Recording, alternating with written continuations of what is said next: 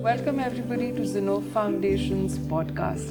Today we are at the SARA Center and we have Arunkumar HG, an eminent practicing artist who's our guest today. Welcome Arun to Zinnov Foundation's podcast, where we unravel the whole world of art, specifically art in public spaces. First of all, thank you for hosting us here today at your beautiful SARA Center. I would like to begin by asking you, could you, for our audiences, summarize your art practice? You've been practicing now for over 30 years. How did you begin? What drives you to make art? You're largely a sculptor, based practicing artist. So if you could talk about that. Thank you, Amini, and thank you, Zinnov Foundation, for coming over here and being here and listening to us at SARA Center. It's a little longer journey being an artist, coming from this place. I was born here and brought up here, farming household. Farming household taught me a lot, of course, along with this Western Ghats ecosystem. That is ingrained in me as a person. So when I moved to art, I think it was a very natural drive for me to move to art, because this nature has naturally inspires you to be someone sensitive and have ways to see things.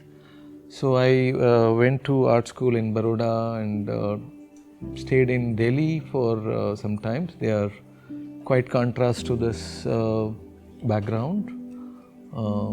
Like Delhi would be even more contrast to this place. So this was always in my back of my mind, that how is one end and how is the other end, these two. So my mind kept oscillating between these two ends. The Western Ghats, that is one of the 8 biodiversity hotspots in the world, and Delhi is the biggest metropolitan. So these things kept me think about these both ends. So that is what made me to come back here and do something here. That is, in a very nutshell, explaining how I came back here and setting it up. Yeah. So also a little bit about, you skipped your whole part of your fantastic sculpture. So if you could just briefly talk about your sculptural practice, your visual practice, the materials that you've worked with, the subjects that you've handled. If you could just talk about, 2 or 3 key pieces, I think Sure. that would be interesting. Sure. See, art school teaches you about, because we go back to our history, and in the art history you have all sort of natural materials like stones, wood, and that is what you are taught with. And then after that, of course, it is the world that I was born in is totally industrialized and exposing to so many kind of materials. Before my time in Baroda, my seniors have already explored fiberglass and things like that. That was to be the more plastic material. Then I did all that a bit, but that never it felt that natural in it because of the smell and toxicity, and though that was not much of a botheration at that time, because I wanted to see the world outside. Then slowly then you wanted to do something that was not taught really in this art school. That was, I started with inflatable artworks. You fill in air and it becomes a bigger form, and then you take out the air and then you wrap it up and put it in your suitcase and take it to somewhere else. So these kind of things that I had explored because of the space and logistics. Sculpture is something that is very difficult to handle. You need people, all those logistics. Maybe canvases are easier to carry around, but that is how I started with inflatable artworks. I did a few inflatable artworks and explored all that. And so many other materials, mostly the waste, I was very much attracted. That is the time I was working in an industry as a designer, toy designer. That exposed me to kind of material world of material, the world of waste, I must say. So all that gave me different aspects to my practice. So started using a lot of waste because waste has to speak. Because for me, the material itself has to speak in my art. So that is how I started exploring all materials. When you have so much material around and so much waste around, obviously I would be attracted so much to the waste, because what do you do with that waste? Where does it go? And what happens, if you don't have any means to manage that waste? It's a bigger phenomena now to manage that waste. Yeah. So talking through that waste as a material in your artwork was my practice. That was also part of environment consciousness, also slowly came in. That was about my art practice.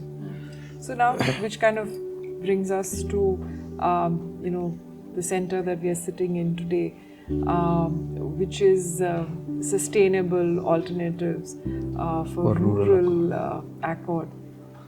How did this kind of take place?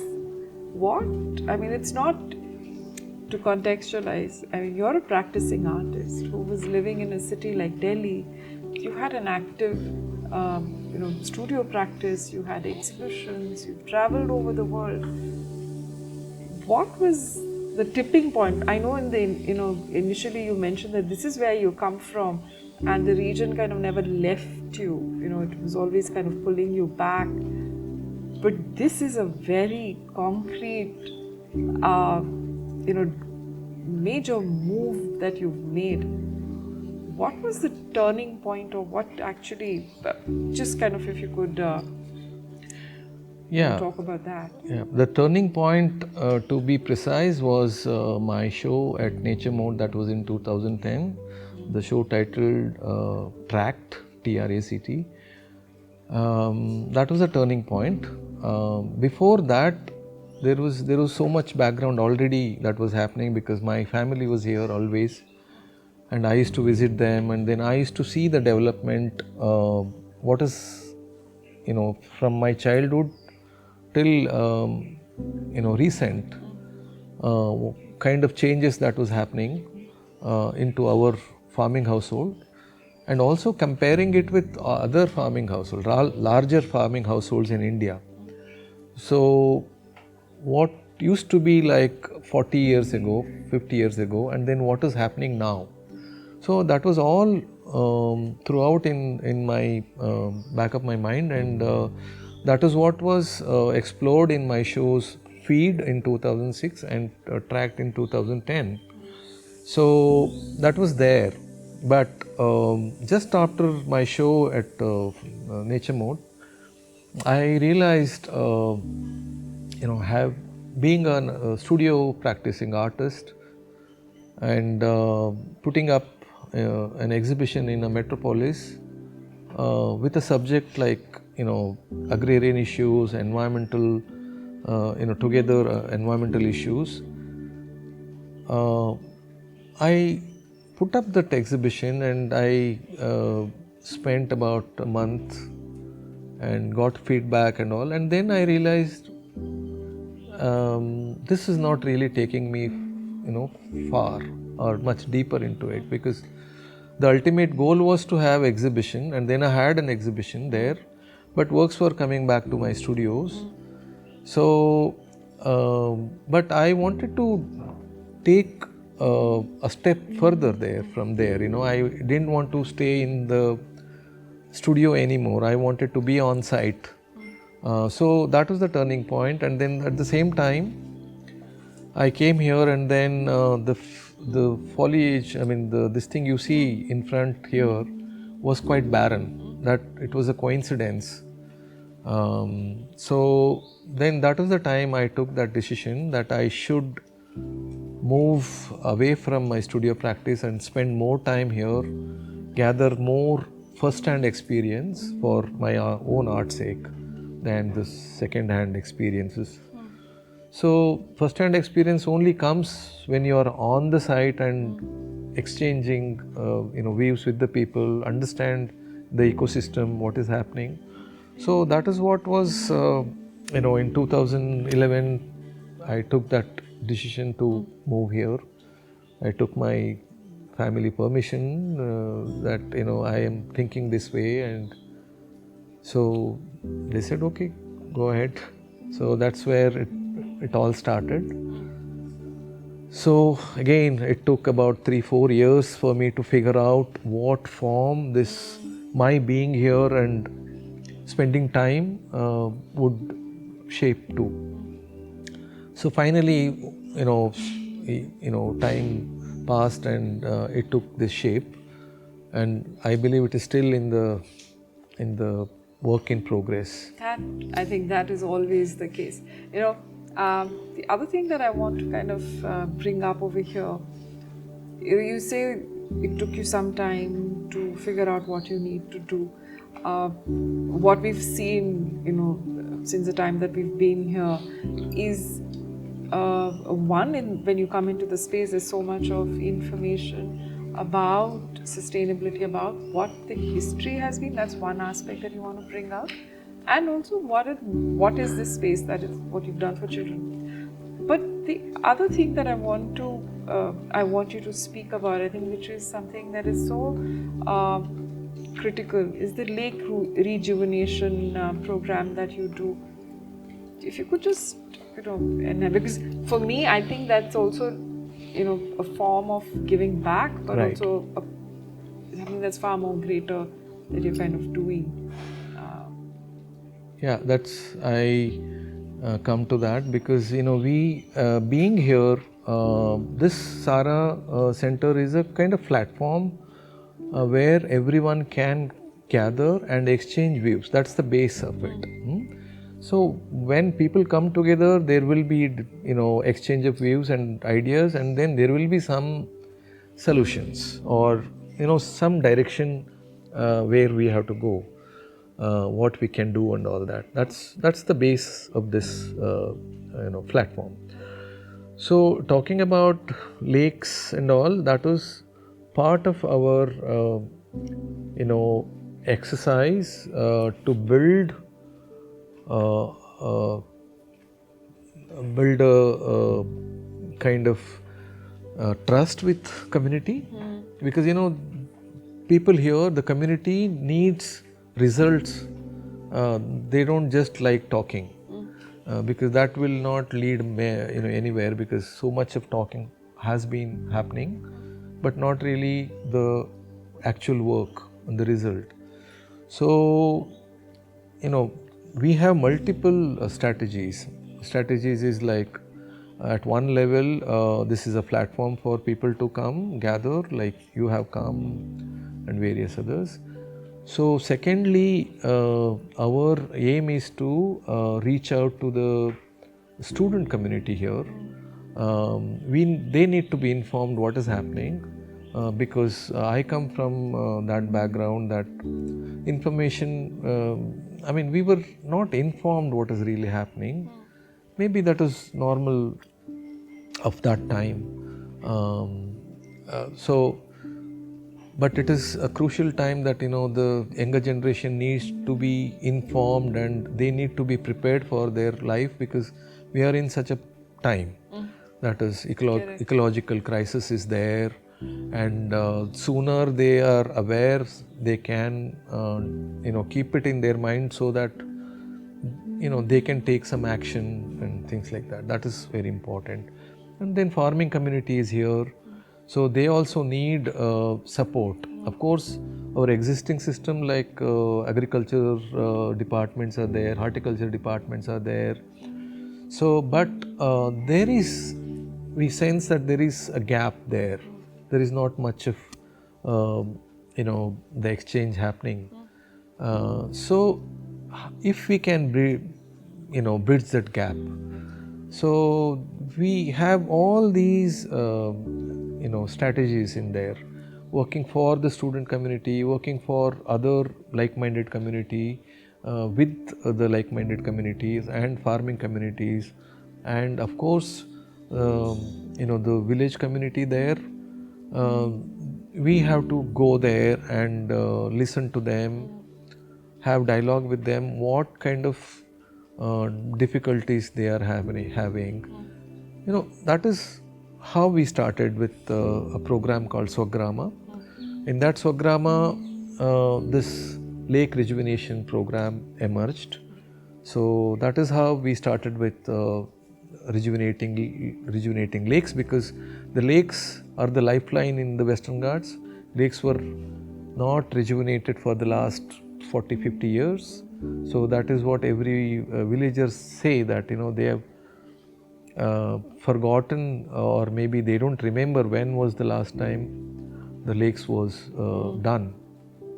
So that is how we started with, and then now we have done about 17 lake projects. So in about 16 or 15 villages. So 15 villages, village communities know us well now. There are more village communities, they are coming forward to see if they can get our sort of help in rejuvenating their lakes.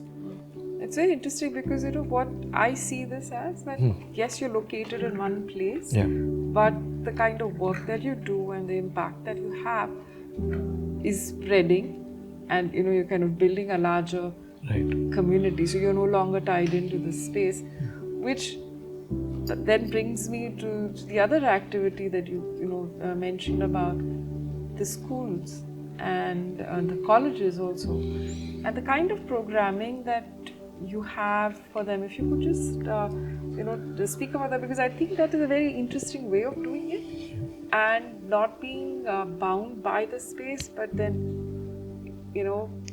spreading it out. And that is something fantastic. Yeah, because we have to see, we don't want to stagnate, and we want to explore as much as possible, because the time is such that we don't have much time in our hand. The sooner we do something is better. So that is what our this thing. So we have some modules here, like local ecology module here, and other exhibitions here. It is not just about exhibitions. So we also have a seed bank here, though it is in a very early stage. We have seed bank, and we have about 400 varieties of seeds. We grow here, and then we have conserved, and we also have. I'm going to interrupt. 400 varieties of seeds. Rice seeds. Only rice seeds. Only rice seeds. Yeah. So we have started exchanging it with farmers, local farmers here, so that they get more incentives for special varieties. Otherwise, seed bank itself has so much of so much to talk about. That gets into a different area that we can speak. But that is one area. But our idea is to, we try to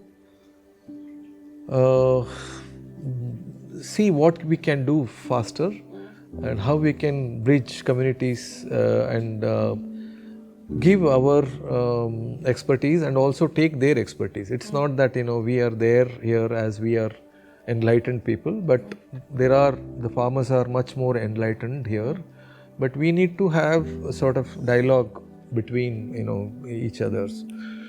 So the schools, we have some modules here, they come here.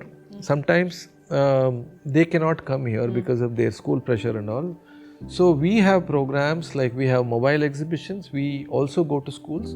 We have one mobile exhibition called Sahyadri Dialogues or Sahyadri Samvada. So that is quite a large exhibition that talks about Sahyadri range or the Western Ghats range. Its history and its diversity and its challenges and all that. So we have that exhibition designed 2 years ago, and it's done about 100 plus schools and colleges visits, and we exhibit it for a couple of hours, and then we have a dialogue with the students, with the local resource person. So that is another way of doing things. So that way we reach out wherever that is possible. We don't have a strict format. We don't do that or this. Whatever that is possible within our own resources, our own possibilities, so we move out and I must say they're quite well designed. So the visual part also is very engaging, and I think it sensitizes students, and I think that's so critical to do. So what we've discussed so far is that the center has done in terms of lake rejuvenation. You mentioned briefly about the seed bank which is there, programs with schools, but there's more to Arunkumar than just these things. I know you also teach in OP Jindal. Yeah. If you could just talk about what is it that you, because I thought that was a very interesting thing, and not many institutes are kind of doing that kind of education. So if you could just highlight on that. There is one module that we are teaching since last 2 years, that is socially engaged art practices. That's so interesting. Yeah. So since I have been here and I'm practicing a bit.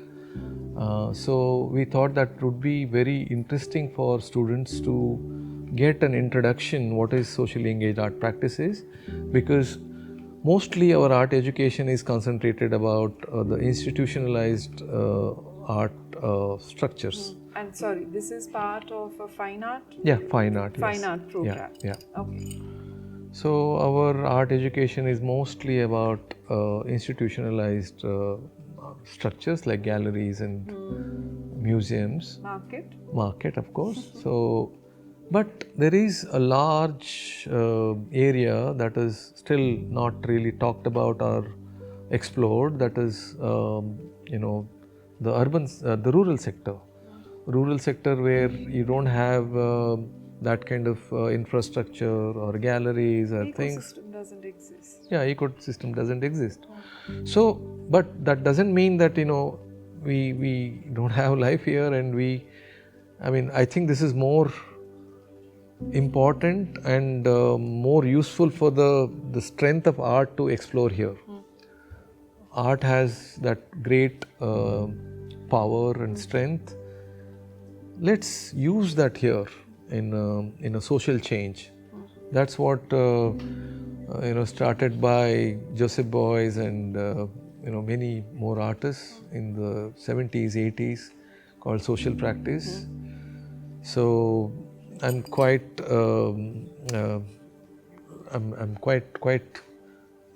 interested in that aspect of social sculpture or social practice. I think this should be introduced to the art students at this level, like, BFA, MFA level. So just to kind of, highlight it or kind of bring out the nuances for our audiences and even for me for that matter.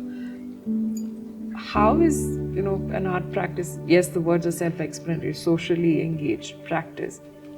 What do you, say is the definer between what you call as institutional art practice and a socially conscious or a socially based art practice, if you were to kind of elaborate a little bit more. Okay, maybe I can put myself there, like, what I could not do in that structure, in a gallery structure. So I'm doing it here. So basically moving it out of the gallery. Yes, and moving out of your studio practice. So, and also, throw yourself into the challenges what, the place like this offers you. So you have to take that, challenges. There is, you have to really see what you do is accepted here, or is appreciated here, or that is useful, I must say. Basically to your audiences, whoever they may be. Yeah. You're directly connecting it. Or Yes. Responding. Responding, that is the word. Yeah. So that is how, I put myself there to explain this. What I could not really do in a gallery system, I'm doing it here. Of course, that doesn't mean that I'm not there in gallery system. I'm also there because that is there. That is also equally, powerful. That's an accepted part. Yes. And, that's something that's traditionally existed. Yes. You cannot mess around with it. So let's leave it there. That has its own function and its own role. Right. No denying that. But there is more to art practice. I think that is something that needs to, be appreciated with what you've done. Because if I were to kind of summarize on it, what I would say that yes, you have this center where you're talking about sustainable alternatives for rural accord. That itself is a work of art in progress, because the space that you've created, the aesthetics of it, the simplicity of it, how it responds to the area, I think that becomes a work that exceeds the boundaries, of the what you said, what I couldn't do there, you're doing here. I think every element is your expression, if I can summarize it in that manner. Because what happens is, more often than not, we tend to get caught up with where is the painting, where is the sculpture, and that becomes very interesting, especially when you talk about socially engaged art, or what Zinnov Foundation is doing, which is how do you integrate, the word that we like to use when you talk about Zinnov Foundation is how do you integrate art into public spaces. And this becomes, I think, a bright and shining example of it, where it is, where you're responding, and I like that word, responding to your kind of environment. So it's nice that you, again, you kind of you're bringing it back to the spaces where this information is kind of, where students and artists can kind of formulate it and make it part of the practice, which is what Zinnov Foundation is trying to do. How do you, bring these things together? And it is not an either-or situation. Like you have rightly said, you still have your practice, but you also have this, which allows you to do the larger kind of things. Which now brings me back again to this, that, when you begin a journey, when you start, whether it's your artistic practice or when you were setting up the center, you have a vision. You have that instinct saying that this is what I want to do. And things evolve, because ground reality kind of, gives you a wonderful wake-up call and says, okay, this is how it's going to be, from whether littlest things to whatever. Right. What do you see as now that you've experienced it and, you've been doing this for now, 15 years? 12 years. 12 years? Yeah. How do you see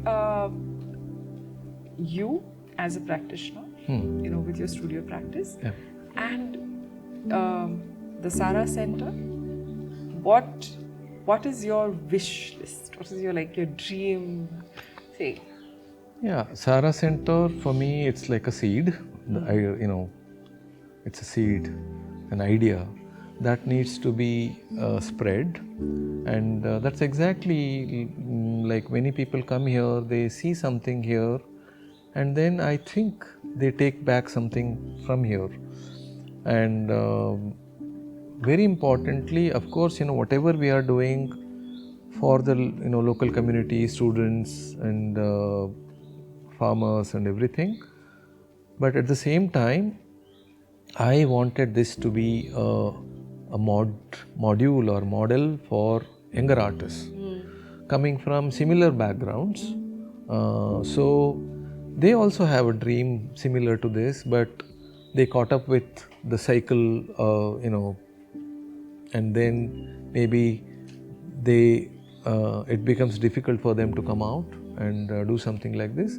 But when they come here as a residency artist or other visitors like other time, they get courage to do, and then maybe some of them can do much better platform like this, much better practice taking off from here. So that is the idea basically. So yeah, that's it's a seed, so it has to spread. Yeah. For this, what I am doing, so many people have put that seed in my mind also, like my teacher, and so that is nurtured by somebody, and then now you've seen this. So similarly, this becomes a seed, and then a plant, and then it gets nurtured by somebody. Yeah. Yep. Super. Thank you so much, Arun, for taking us through your journey. And once again, it's a beautiful center. We are kind of completely immersed in it. And thank you for doing this podcast with us. And we will hopefully circle back again and see what SARA Center and what you're doing in the future days. Thank you so much, and thank you Zinnov Foundation for coming over and taking this story to elsewhere. And Thank you so much.